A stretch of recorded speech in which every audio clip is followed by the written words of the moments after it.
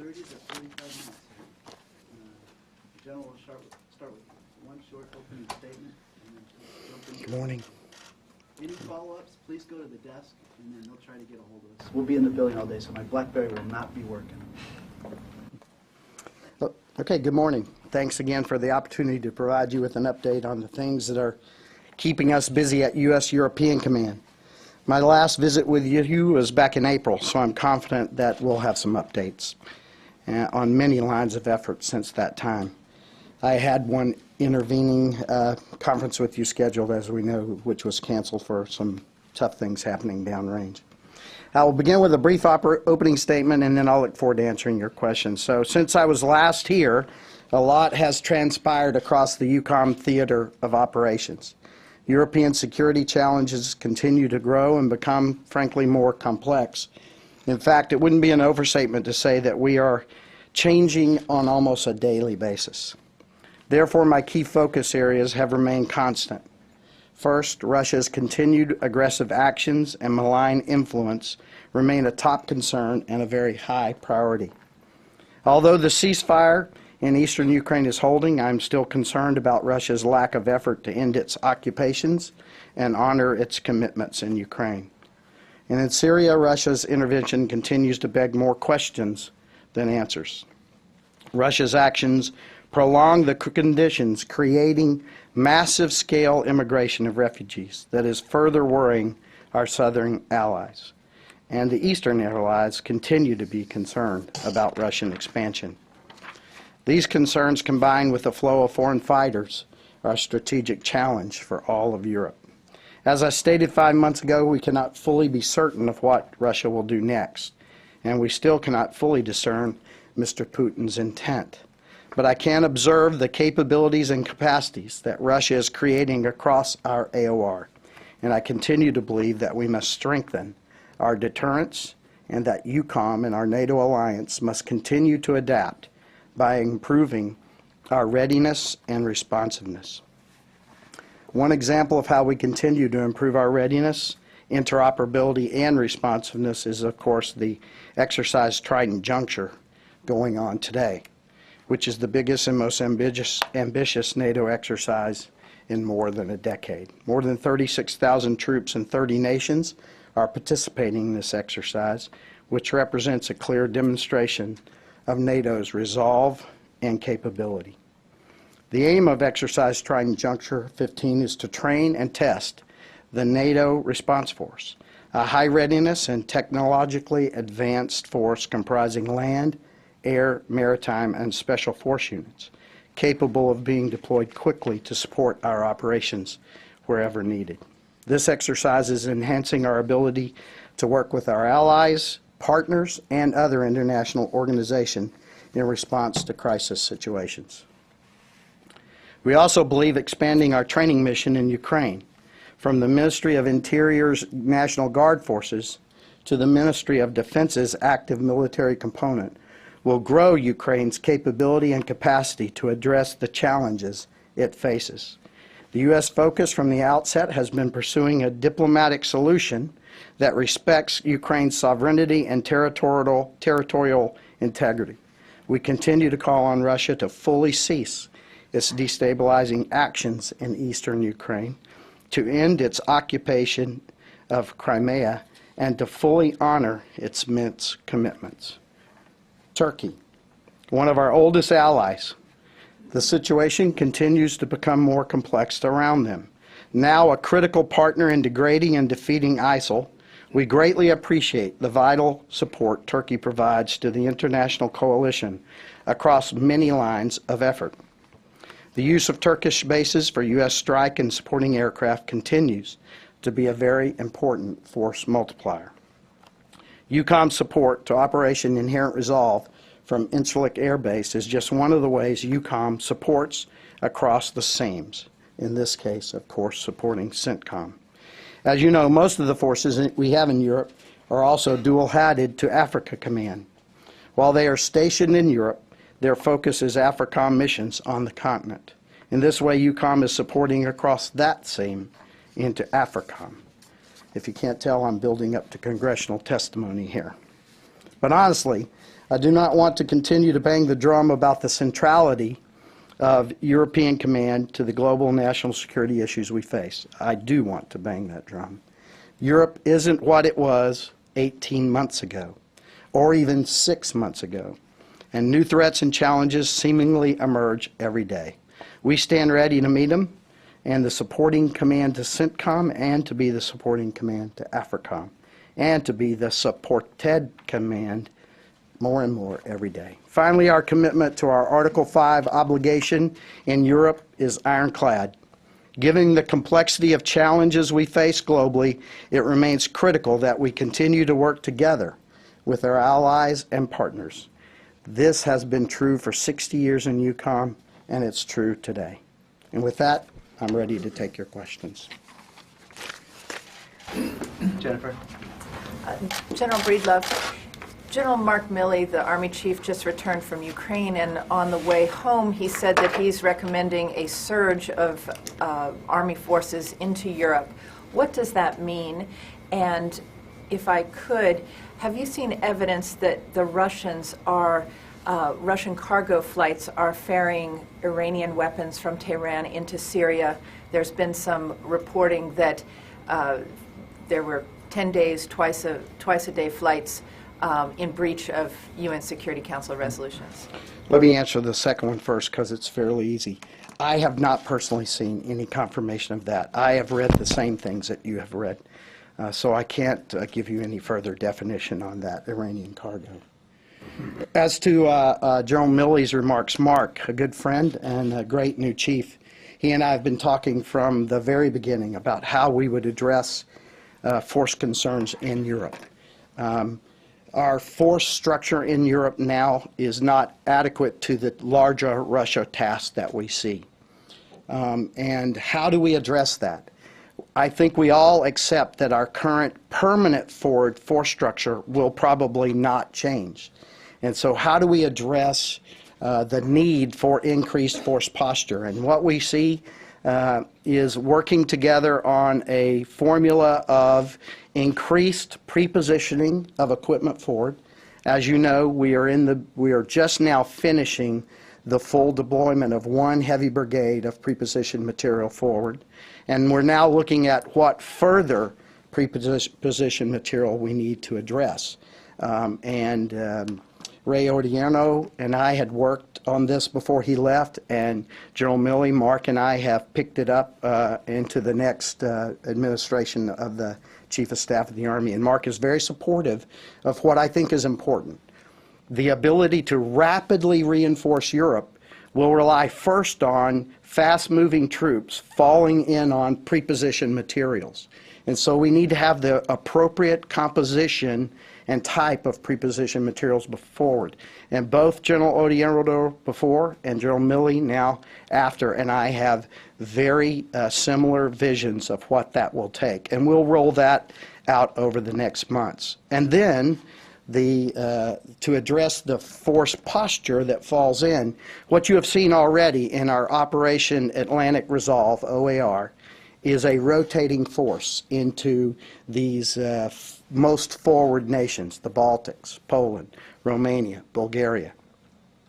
And what we're talking about now is what is the appropriate size and composition of that future force that marries with a NATO rotation possibly into the same nations to develop assurance and deterrence into the future. So these are the things that we're talking about. Gordon? Hey, General, you talked about Turkey a little bit. Last week, Secretary Carter said that, or this week, I guess it was, Secretary Carter said that there were going to be more airstrikes into OIR going forward. What role does Incirlik play in that? There's already A-10s there. Do you see new Air Force platforms going in there? What would they be? What kind of missions would they be doing? I guess, what's the future for Turkey and Incirlik? So I'll be a bit unsatisfying. I'm not going to share the details yet because we're still discussing this. But yes, we are looking at some increases to the capabilities at Incirlik. We're looking at it in really two venues. One venue to provide some increased support to OIR, as you mentioned, Secondarily, to show, in a NATO sense, support to our Turkish ally as we help them to address their concerns about their airspace. So in the venue of the NATO mission Active Fence, we might be making some contributions as well. But details are to the follow, but I can confirm that we are looking at all of these options right now. Barbara? General Breedlove, can we keep on Turkey for a minute? When you look at the ground, that border, what are you seeing in terms of the Turks unwilling at this point to let the forces, the Kurdish, the Pesh, northern Syria, northern Iraq, especially on the Syrian side, let those forces move around and advance and let them continue to advance to the west? Many people say the Turks are basically one of the factors keeping those forces bottled up. And what would you like to see happen on that border so they can carry out the president's strategy of trying to get more progress against ISIS? So, Barbara, I will answer most of that. A lot of that question is best asked to Lloyd Austin because it's sort of the CENTCOM mission, but I can address several pieces of that. First, let me talk about the EUCOM side of that border. And we see, as you know, and I think you have seen reported, a lot of improvement in the Turkish control of that border. They have put a Turkish gendarmerie brigadier general, I believe the way he pronounces his last name is Mindy, and he has been given the mission of stopping the flow of especially foreign fighters, et cetera, across that border.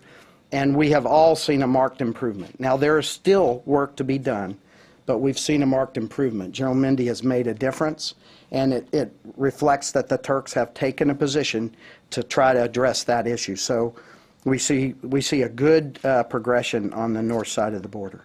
On the south side of the border, as you described, this is a complicated area, and the people in the areas are seen differently by several nations in the area. And so what I would tell you is that we're committed to work very closely with our Turkish allies to address their concerns, but to forward the mission on the south side of that border. Well, may I just follow up briefly? What are the specific concerns you're hearing from the Turks about the south side of the border, what you're referring to? So, as you know, our Turkish allies see some of the Kurdish factions in a way that threatens them, and they have been defined as terrorists and others in some cases. And so the Turks are very concerned that we're working appropriately with all the groups on the south side of that border. And that's what I mentioned earlier, that we will work with Turkey to address their concerns closely on that side of the border as we work towards advancing the mission of moving ISIL to the south.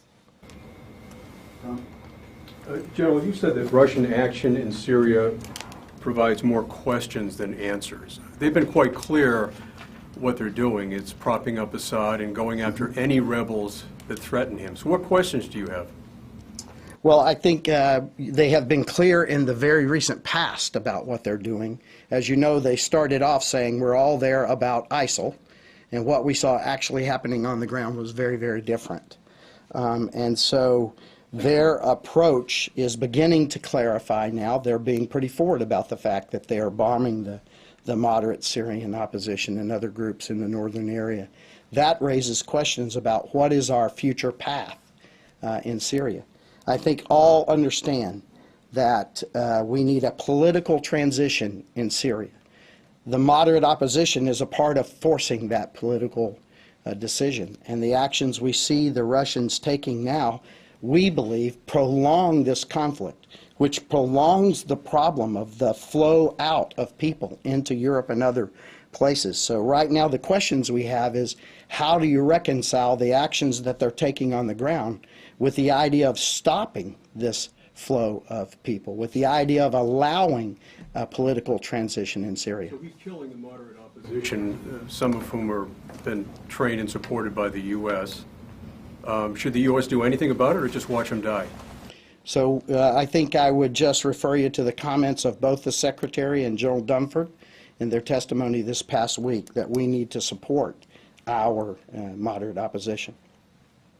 Bill? Yeah, General, my question's about the INF Treaty. It was reported last month that Russia conducted on September 2nd a test of a new ground-launched cruise missile, which is said to be the violation that was identified a year ago.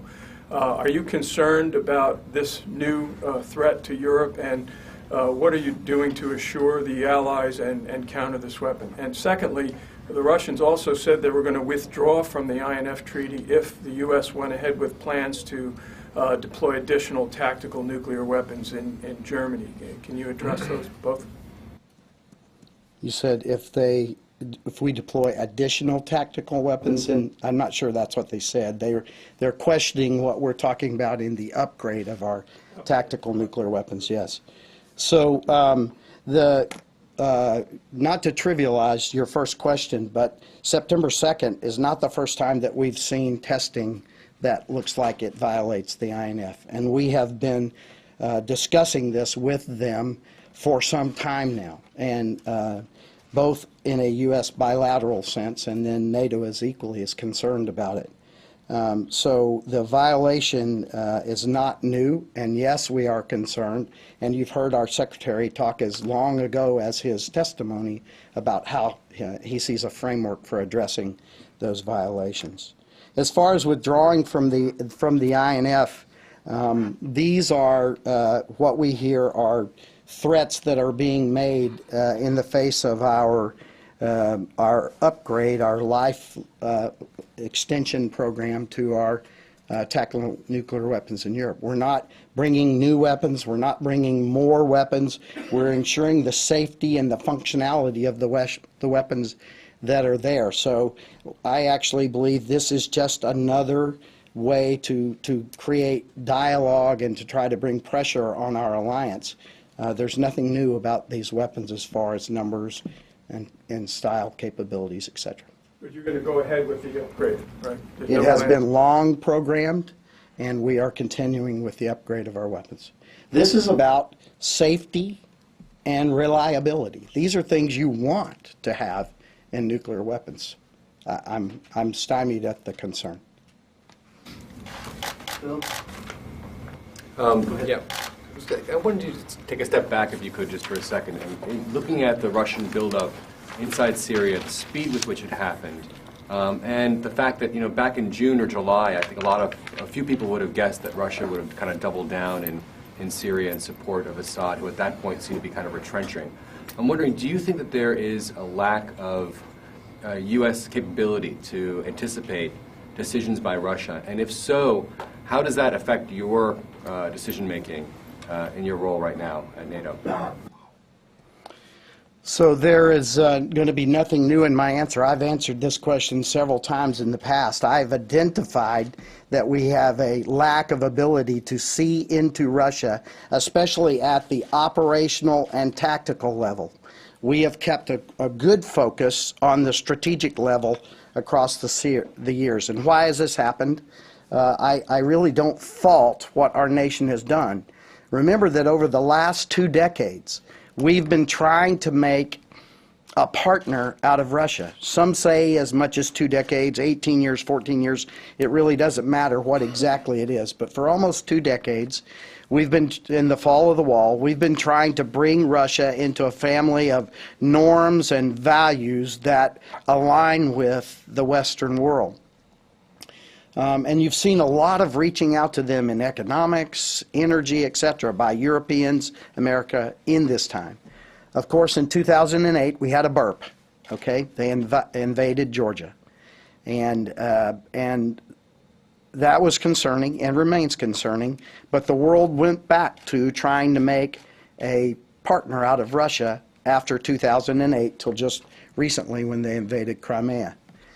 So during that time, when we're trying to make a partner out of Russia, and we were having these issues in Iraq and Afghanistan and other places, we have taken our limited bucket of intelligence, surveillance, reconnaissance capabilities and focused them at the operational and tactical level in different places in the world. We had taken that view off of Russia and placed it in places where we had forces fighting and engaged on the ground. So for the last 2 decades, we have done just that. We have kept a strong focus on their strategic level so that we could keep after those things that worried us most in their strategic forces. But the capability to include analysts that we used to have on Russia, that capability and capacity had been shifted to the pressing concerns that we saw in CT and other areas. Are we not where we need to be now? Are we really far away? We are not where we need to be now, and the IC is addressing it. The IC has already made some fairly dramatic changes in the last several months about how we use our analysts, and they're beginning to look at prioritizing assets as well.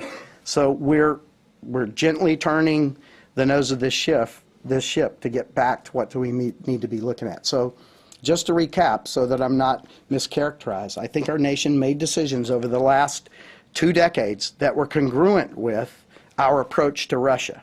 And now we see that possibly we didn't have that partner that we thought we had for the last 2 decades, and we're having to readjust, and the IC is doing that, and I'm thankful for it. If I could just follow up, sir, on what Phil asked you, do you think that you can do business with the Russians at this point in time? Are they a partner? So right now, I do not see them as a partner. I would ask you to grade their paper across the last 18 months. But let's get this on the table too.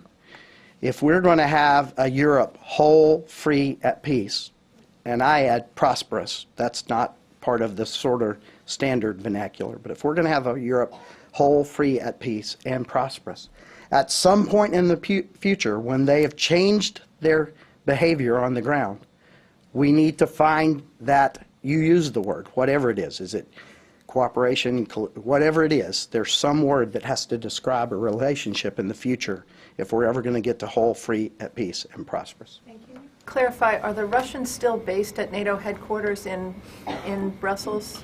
I think that the largest part of the Russian delegation has departed Brussels. I do believe that there's a very small contact point there, but I don't have the exact numbers, but my characterization is there used to be a big mission. It has really gone down now. Courtney? Since I know that you you'd love to speak about intelligence matters from the podium, can you talk, give us a little more fidelity about the IC reprioritizing, and what do you mean by they're changing how they use analysts, and what I guess, can you tell us what they are Can I ask you to talk to them about that? I mean, but I have you here, so you know, why not? So I will be extremely honest. I know the details, but I'm not willing to talk to them at this podium. I would ask you to talk to the IC about it. But let me tell you, what I said at the end is very true. The intel community has seen the need, and they've begun to make the adjustments, which I think are appropriate, but it will take time. So you're now seeing better intelligence on Russian activities since this change in the last several months, or can you give us a timeline on that, when it even occurred? Yeah, I'd rather avoid that right now. Sorry. General, do you see the need for an international body to investigate the Doctors Without Borders, the strikes at the hospital, and what are your reasons for doing so? So there is an international body looking at it now, the Afghans, the U.S., that's an international body. So we, as you know, have a NATO investigation that is ongoing, and I think we'll report out sooner rather than later. I think it's approaching a time when it can report out. I think that our U.S. investigation is ongoing, and then the Afghans are also doing their own look at it. I think that our leadership has been extremely clear in this, and that is that we support a full, transparent, open investigations, and that's what is happening. First and foremost, in this case, we are all saddened by the loss of life, and our hearts and minds go out to the families of those that were lost, and we need to learn.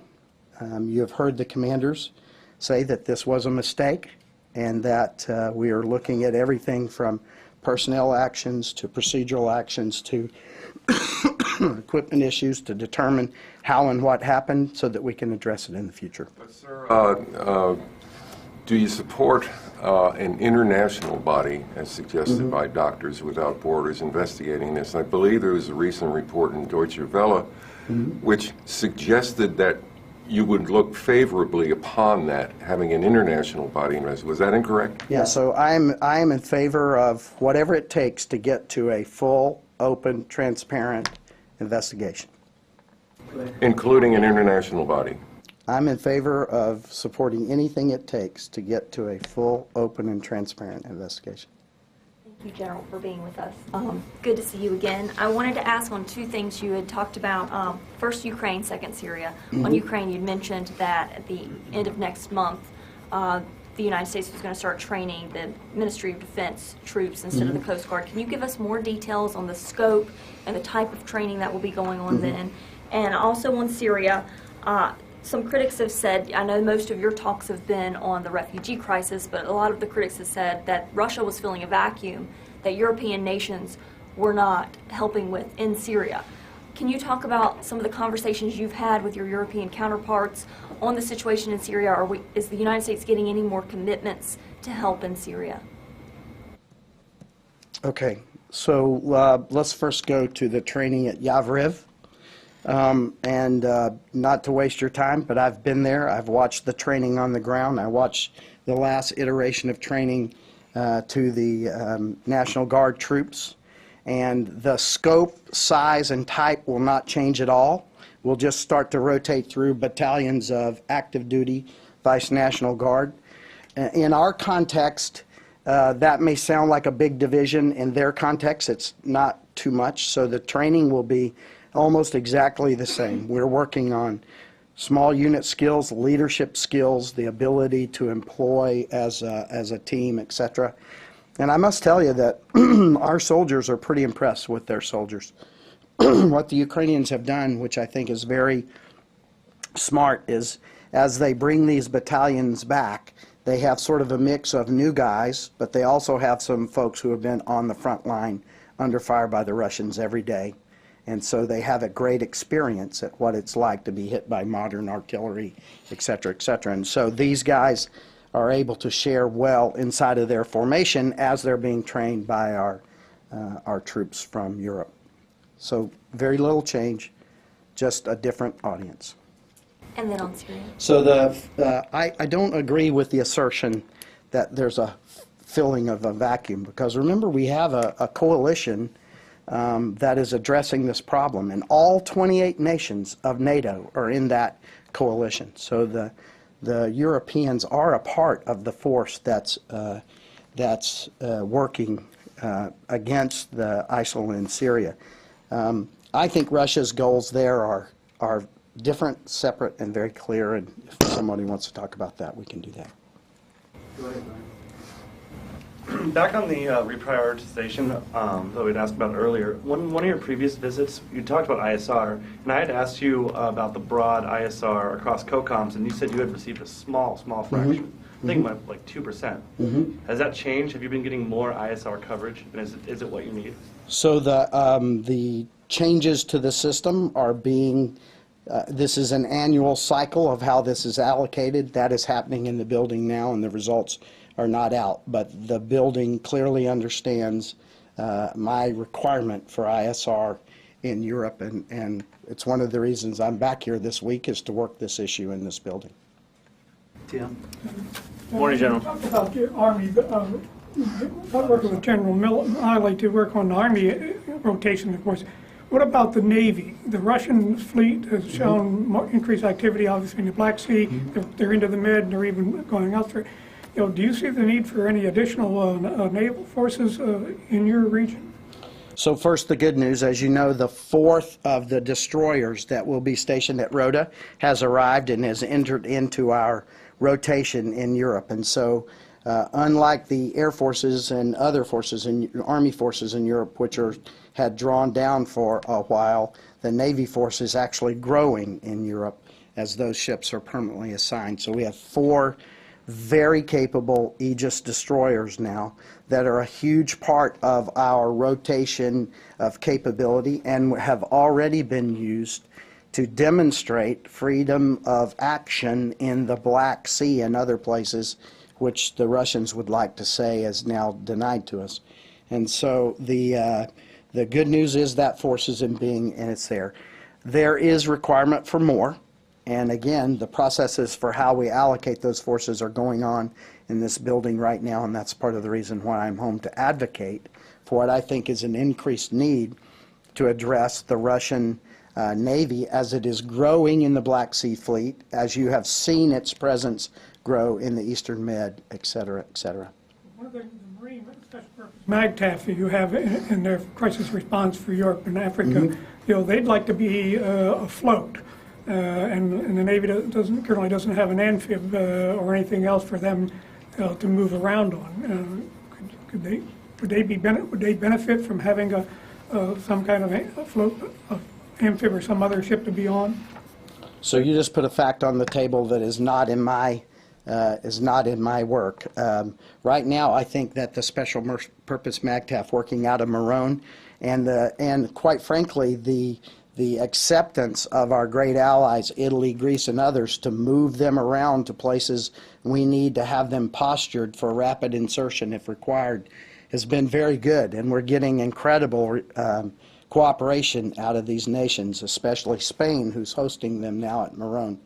And so I think that right now our ability to meet Rod Rodriguez's requirements in AFRICOM can be met from our current construct. Good morning, General. Going back to Ukraine and Russia, your comments on Russia's involvement in Ukraine have been mostly unchanged over the past few months, and I was just wondering if there's anything that you're seeing on the ground in eastern Ukraine that has given you cause for concern, or is it safe to say that Russia has shifted its efforts from Ukraine to Syria? So it's an excellent question, and it's one I actually wanted to answer today because I think we have to examine what's going on in Ukraine. And what I am concerned is that folks have taken their eye off of Ukraine a little bit because of what's happening in Syria. And that is a technique that I think has been employed here a couple of times. Invade Crimea. Take the world's eyes off of Crimea by invading Donbass. Take the world's eyes off of Donbass by getting involved in Syria.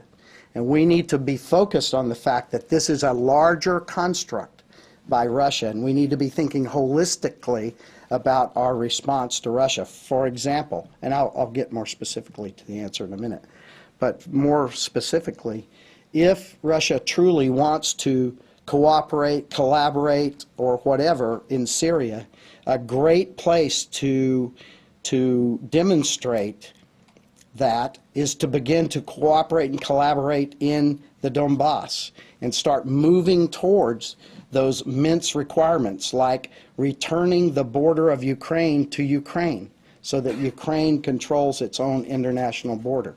And so if we saw good faith work in Ukraine, maybe that starts a conversation in other places.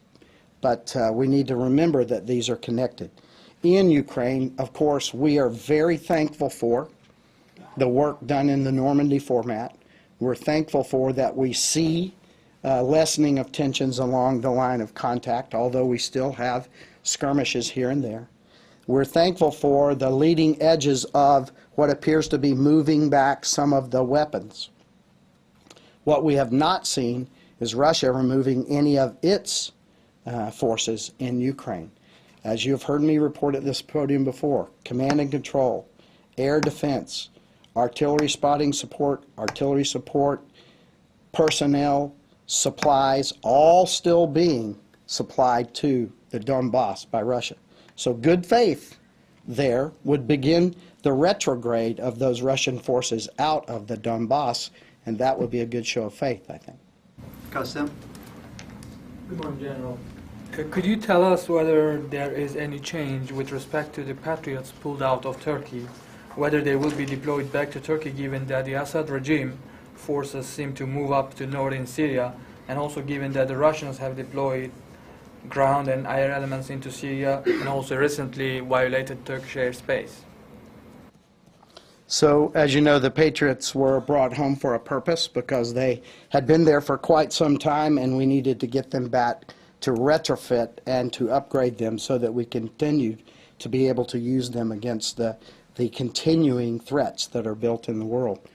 And we are working with other allies to look at what contributions other allies may bring to the issue. As you know, the Spanish Patriots remain in place.